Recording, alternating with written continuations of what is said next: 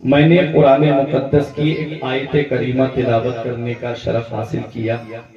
میرا رب قرآن میں ارشاد فرماتا ہے وَمَا أَرْسَلْنَاكَ إِلَّا رَحْمَةً لِلْعَالَمِينَ، اے محبوب ہم نے آپ کو سارے جہان کے لیے رحمت بنا کے بھیجا ہے۔ میرے آقا انسانوں کے لیے بھی رحمت ہیں، جنات کے لیے بھی رحمت ہیں، فرشتوں کے لیے بھی رحمت ہیں، اور میرے آقا حضور صلی اللہ تعالیٰ علیہ وسلم کو اللہ نے ایسا رحمت بنا کر کے بھیجا ہے کہ میرے آقا حضور صلی اللہ علیہ وسلم کی بارگاہ میں جو بھی آتا ہے مدینے والے مصطفیٰ صلی اللہ علیہ وسلم اس پر رحم فرماتے ہیں۔ حضور صلی اللہ تعالیٰ علیہ وسلم کی آمد سے پہلے کیا تھا دنیا میں؟ دہشت گردی میں یہ دنیا زندگی گزار رہی تھی۔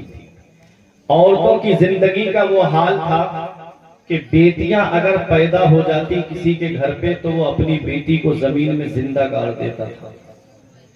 بہن کو بھائی اپنے ہاتھوں سے ذبح کر دیتا تھا تاکہ میں کسی کا سالہ نہ کہلاؤں، کوئی میرا بہنوئی نہ کہلائے۔ اگر کسی بوڑھی عورت کا شوہر مر جاتا تو اس کو اس کا بیٹا یا تو اپنے پاس رکھ لیتا یا بازار میں لے جا کے ماں کو بیچ دیتا تھا۔ وہ دور دیکھیں نبی کی آمد سے پہلے کا۔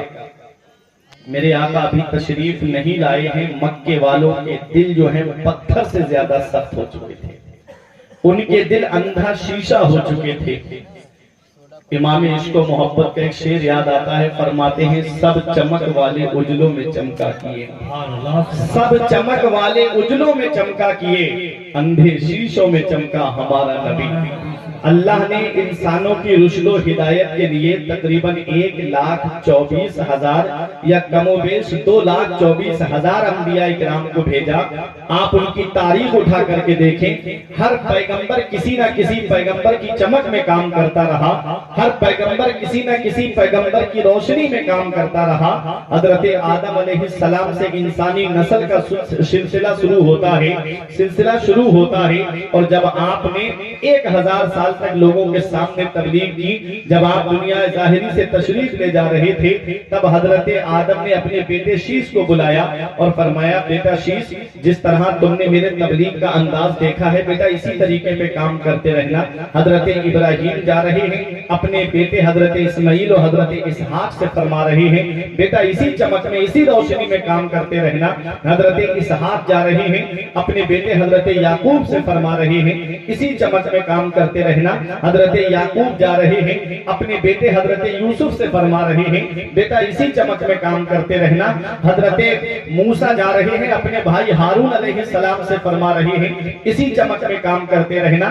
جب اللہ نے عیسیٰ علیہ السلام کو آسمان پر اٹھا لیا، تب سے لے کے نبی کی آمد تک 570 سال کا زمانہ گزر گیا، کوئی پیغمبر نہیں آیا، کوئی رسول نہیں آیا، کوئی نبی نہیں آیا۔ کیا حال ہو گیا تھا مکے والوں کا؟ شراب کا دور چل رہا تھا، جوئے کا دور چل رہا تھا، اللہ اکبر عیاشیوں کا دور چل رہا تھا۔ وہ دور جس دور میں بیٹی کو زمین میں زندہ گاڑا جا رہا تھا، اللہ اکبر اس دور میں مدینے والے مصطفیٰ کی آمد ہوتی ہے۔ پیغمبر اسلام نے ان پتھر دل لوگوں کے دلوں کو موم سے زیادہ نرم کر دیا، ان اندھے شیشہ دلوں کو صاف شفاف آئینے میں تبدیل کر دیا۔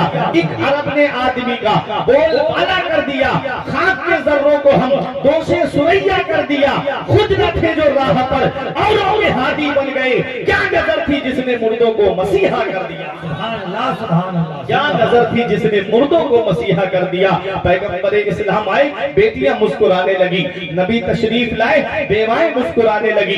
نبی تشریف لاتے ہیں، کمزوروں کے چہرے پہ ہنسی آ گئی، نبی تشریف لائے، غلام مسکرانے لگے۔ پوچھا گیا یتیموں سے آج جب سے تمہارا باپ مرا تمہارے چہرے پہ کبھی مایوسیوں کے علاوہ خوشی کی کرن نہیں جگمگائی، آج تمہیں کون سی دولت مل گئی ہے؟ تو یتیم پکار کے کہہ رہے تھے جب سے ہمارا باپ مرا کوئی ہمارے سر پہ دست شفقت رکھنے والا نہیں تھا، آج آمنہ کی گود میں وہ پیغمبر تشریف لایا ہے جو یتیموں کے سر پہ دست شفقت رکھے گا، جو یتیموں کو اپنے سینے سے لگائے گا، جو غریبوں کو اپنے سینے سے لگائے گا۔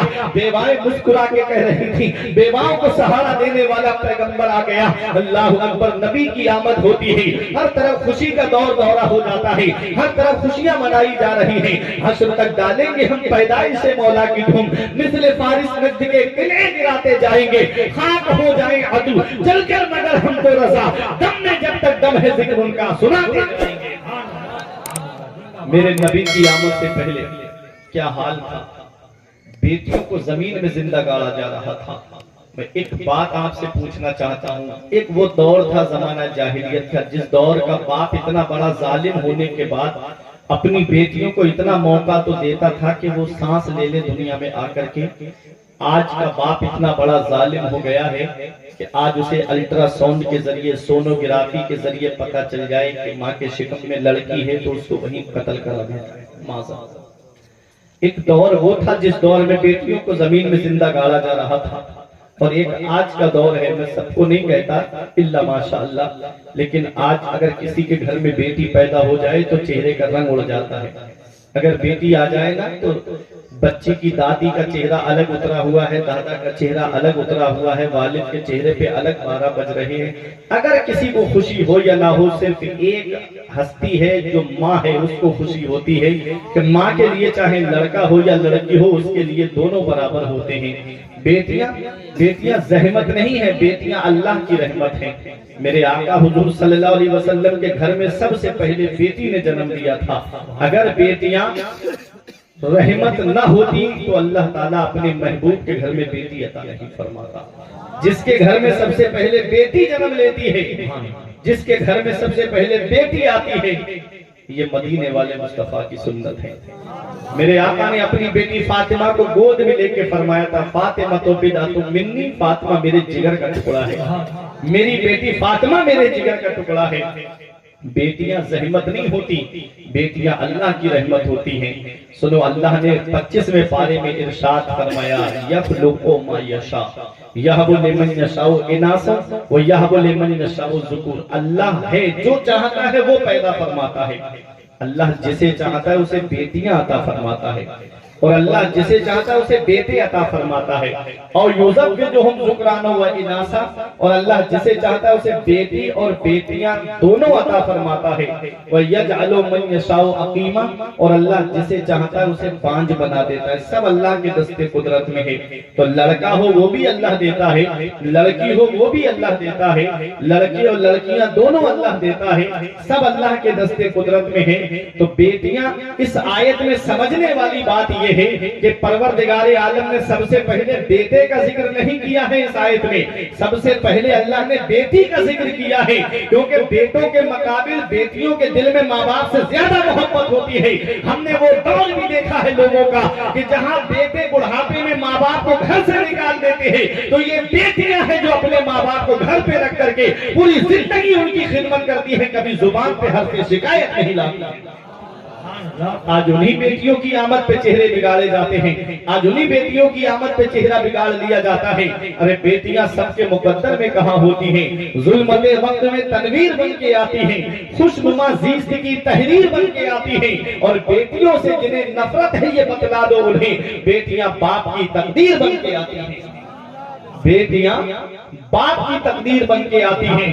اے لوگوں، میں آپ کو یہ بتانا چاہتا ہوں کہ بیٹیاں زحمت نہیں ہیں، بیٹیاں اللہ کی رحمت ہیں۔ مدینے والے مصطفیٰ ارشاد فرماتے ہیں، جس کے گھر میں 3 بیٹیاں ہوں یا 3 بہنیں ہوں، وہ ان کی اچھے سے پرورش کرے اور دینی ماحول میں ان کی تعلیم و تربیت کرے۔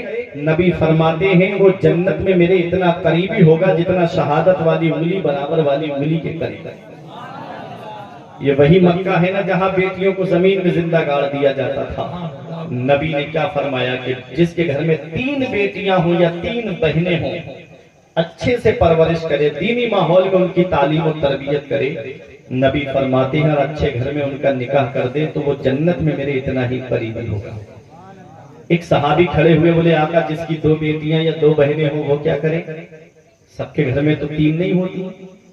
یہ جو گنتی ہے نا، یہ عدد جو ہے نا 3 کا، 3 سے زیادہ بھی ہو ان کے لیے بھی یہی فضیلت ہے۔ ایسا نہیں کہ جو بتا دیا اتنی ہی گنتی ہونا چاہیے۔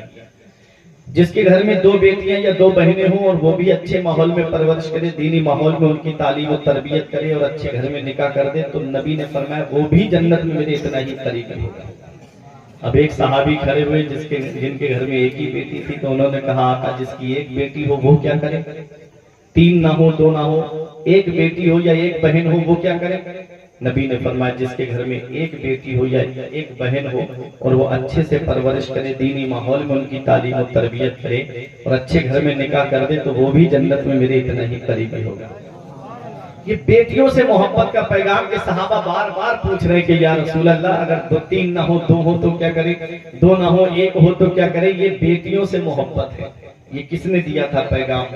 یہ مدینے والے مصطفیٰ نے دیا تھا۔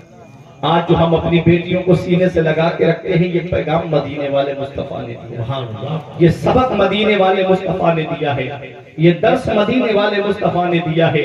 مہک رہا ہے دلوں کا جہان بیٹی سے، زمانے بھر میں بڑی گھر کی شان بیٹی سے، ضروری یہ نہیں بیٹوں سے نام روشن ہو، میرے نبی کا چلا خاندان بیٹی سے، ضروری یہ نہیں بیٹوں سے نام روشن ہو، میرے نبی کا چلا خاندان بیٹی سے۔ حضرات بیٹیاں زحمت کیوں بنتی جا رہی ہیں؟ آج میں آپ کو بتاتا ہوا چلوں، بیٹیاں زحمت اس لیے بنتی جا رہی ہیں کہ آج جو جہیز کی لمبی لمبی ڈیمانڈ کے دروازے کھل گئے ہیں، جس کی وجہ سے آج آدمی بیٹیوں کی پیدائش پہ چہرے بگاڑ رہا ہے۔ آج ہمارے یہاں پر جہیز کی جو لمبی لمبی ڈیمانڈیں چل رہی ہیں، یہ جہیز کی لمبی لمبی ڈیمانڈوں نے کتنی بیٹیوں کے گھروں کو تباہ کر دیا۔ نہ جانے کتنی بیٹیاں ہیں جو سسرال میں آنسو بہا رہی ہیں اور ان کو ٹارچر کیا جا رہا ہے، پریشان کیا جا رہا ہے۔ آئے دن اخبار کے ذریعے، سوشل میڈیا کے ذریعے آپ خبریں دیکھتے رہتے ہوں گے کہ کبھی اخبار میں آتا ہے کہ فلاں کچن میں سلنڈر پھٹنے سے فلاں بہو کی موت ہو گئی۔ آپ نے جب بھی سنا ہوگا تو بہو ہی کی موت سنی ہوگی، کبھی آپ نے یہ نہیں سنا ہوگا کہ ساس کی سلنڈر پھٹنے سے موت ہو گئی، کبھی آپ نے نہیں سنا ہوگا بہو ہی کی موت کیوں ہوتی ہے۔ یہ جہیز کی لمبی لمبی ڈیمانڈیں کہ آج اپنے مائکے سے یہ لے کے آ، کل یہ لے کے آ، لمبی لمبی ڈیمانڈیں۔ ایک بات پیغام دے کے جا رہا ہوں، کوئی انسان کسی انسان کو کیا دیتا ہے؟ کوئی انسان کسی انسان کو کیا دیتا ہے؟ آدمی صرف وسیلہ ہے، خدا دیتا ہے۔ آدمی صرف وسیلہ ہے، خدا دیتا ہے۔ بندے کے مال دینے سے کچھ نہیں ہوگا، اللہ دے گا تب تمہارے گھروں کے گزارے ہوں گے، اللہ دے گا تب تمہارے گھروں کا پورا ہوگا۔ ایک صاحب ہمارے علاقے میں تھے، کہنے لگے مولانا مجھے جہیز میں موٹر سائیکل چاہیے۔ ہم نے کہا مانگی ہوئی گاڑی پہ بیٹھنا ہے نا تجھے؟ بولا ہاں مجھے مانگی ہوئی گاڑی پہ بیٹھنا ہے۔ میں نے کہا کہ تو پریشان مت ہو، میرے ساتھ جمعے کی نماز پڑھنے چل، اور میں اللہ نے وہ ہنر دیا ہے کہ 1 جمعہ نہیں 2 جمعہ نہیں آصف بھائی، میں نے کہا 3 جمعے تقریر کروں گا تیرے لیے، تو رومال بچھا کے مسجد کے دروازے پہ بیٹھ جانا، اتنا چندہ اکٹھا کر دوں گا کہ تیرے لیے 1 اسپلینڈر گاڑی آ جائے گی۔ آنکھیں چلا کے مجھ سے کہتا ہے مولانا کیا تم نے مجھے بھکاری سمجھ رکھا ہے؟ ہم نے کہا ارے نادان، بھکاری صرف اسے نہیں کہتے جو کٹورا لے کے دکان دکان مانگتا پھرے، بھکاری صرف اسے نہیں کہتے جو جھولی پھیلا کر کے دروازے دروازے مانگتا ہوا پھرے، ارے بھکاری اسے بھی کہتے ہیں جو جہیز کی لسٹ بنا کر کے سسرال کے دروازے پہ مانگتا ہوا پھرے۔ نعرہ تکبیر، نعرہ رسالت، جشن میلاد النبی، علماء اہل سنت، حضرت فرقان منظری صاحب۔ بولا پھر میں کیا کروں؟ میں نے کہا میں مانگنے سے منع نہیں کرتا، مانگنا مومن کی شان ہے، لیکن کہاں مانگنا چاہیے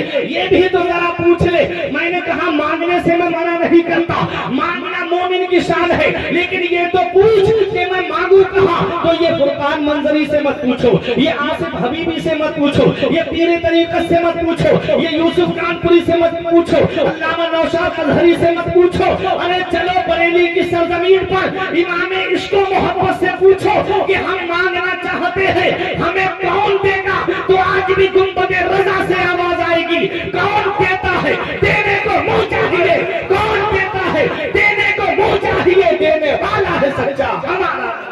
نعرہ تکبیر، نعرہ رسالت، جشن عید میلاد النبی، علماء اہل سنت، حضرت مفتی فرقان منظری صاحب قبلہ، نعرہ تکبیر، نعرہ رسالت۔ میں مانگنے سے منع نہیں کرتا، ارے یہ بھی تو پوچھ لے کہ مانگا کہاں جائے گا؟ ارے یہ دنیا والے دیں گے، 2 لاکھ دے دیں گے، 3 لاکھ دے دیں گے، 4 لاکھ 5 لاکھ دے دیں گے، ارے یہ کتنے دن تک چلے گا؟